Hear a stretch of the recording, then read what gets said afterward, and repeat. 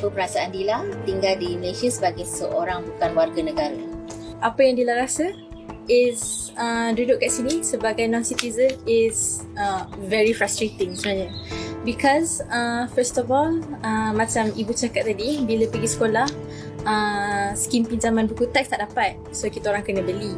Dah lah ibu tak dapat bantuan pula tu. Lepas tu ibu kena guna duit ibu sendiri untuk beli kita orang punya buku yang total dia dah beratus-ratus.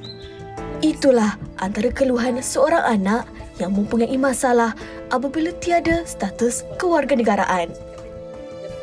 Mereka sukar untuk mendapatkan kemudahan yang biasa dinikmati seperti pendidikan dan perubatan di negara ini.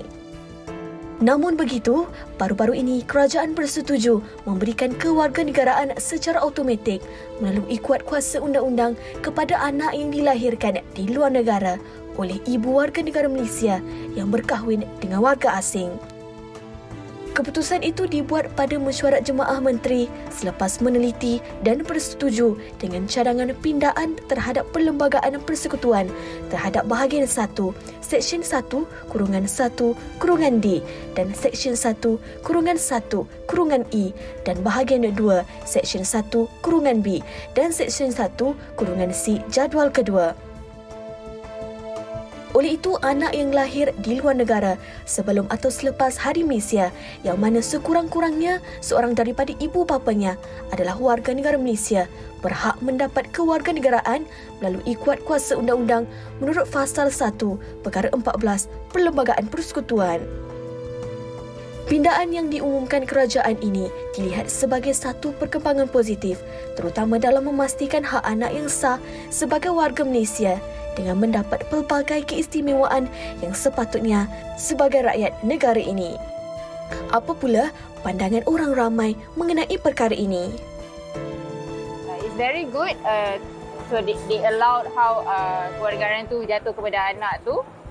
Because sometimes kita bukannya nak ada negativity, cuma due to a divorce issue, hak penjagaan anak tu jatuh kepada ibu. So somehow ibu tu mungkin akan pulang ke Malaysia. So in the end, anak tu kena ada kewarganegaraan Malaysia for the child to be able to live in this country. So dari segi dia punya pembesaran, pembelajaran, educational support dia semua memerlukan kewarganegaraan Malaysia to get all the benefits in this country. Kalau salah satu bukan warga negara Malaysia, jujurnya saya tak ada komen lah itu sebabnya mungkin ada implikasi-implikasi yang lain lah kalau dibenarkan ataupun tidak dibenarkan. Kalau dari segi prinsipnya anak tu layak mendapat kerakyatan, saya rasa dari segi prosedur tu janganlah menyukarkan. Memang sukarlah kalau ada anak kita tu tak dari segi kewarganegaraan tak diiktiraf apa semua tu akan mendatangkan banyak masalah. Tak sepatutnya lah itu. It depends on dia punya konsep yang dia nak lah. Sebab kalau dia nak pasal untuk menjadi bumi putera dan ambil apa yang bumi putera kita yang dapat kat Malaysia sekarang ni, benda tu macam tak fair kepada kita yang tinggal kat Malaysia sekarang ni.